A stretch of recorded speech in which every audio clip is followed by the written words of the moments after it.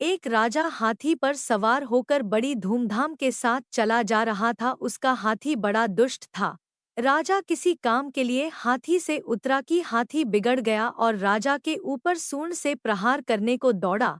राजा हाथी की यह दशा देखकर जान बचाने के लिए वहां से भाग खड़ा हुआ, किंतु बिगड़ैल हाथी ने राजा का पीछा किया। उसने राजा को एक ऐसे अंधेकों में ले जाकर डाला जिससे एक किनारे पर पीपल का वृक्ष था। इसकी जड़ें कुएं के भीतर से निकल रही थी जो आधे कुएं तक फैली थी।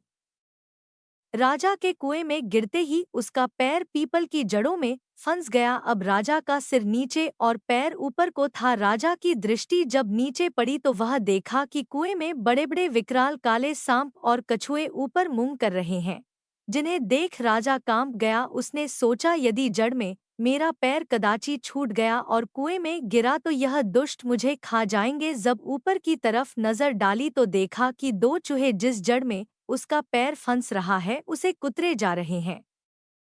राजा ने विचार किया कि मैं यदि जड़ पकड़कर किसी प्रकार ऊपर निकल भी जाऊं तो पागल हाथी ऊपर ही खड़ा है, नीचे सांप आदि जंतु है और जड़ का यह हाल है।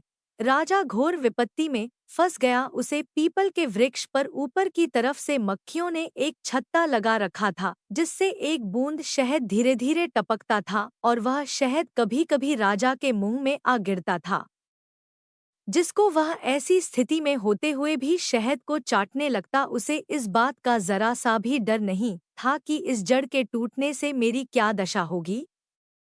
इस कहानी का दृष्टांत यह है कि जीवात्मा रूपी राजा कर्म रूपी हाथी पर सवार है, चाहे वह इसे सुमार्ग से ले जाए या कुमार्ग से।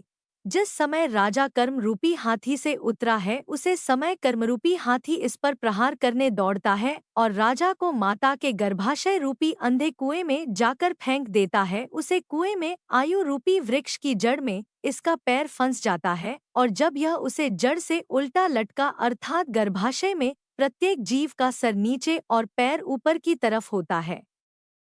राजा कुएं में नीचे की तरफ संसार को देखता है तो उसमें बड़े बड़े भयंकर सांप कछुआ जीव जंतु यानी काम क्रोध लोभ अहंकार सब मुंह फाड़े ऊपर को देख रहे हैं कि राजा कब गिरे और हम इसे अपना भक्ष्य बनाएं।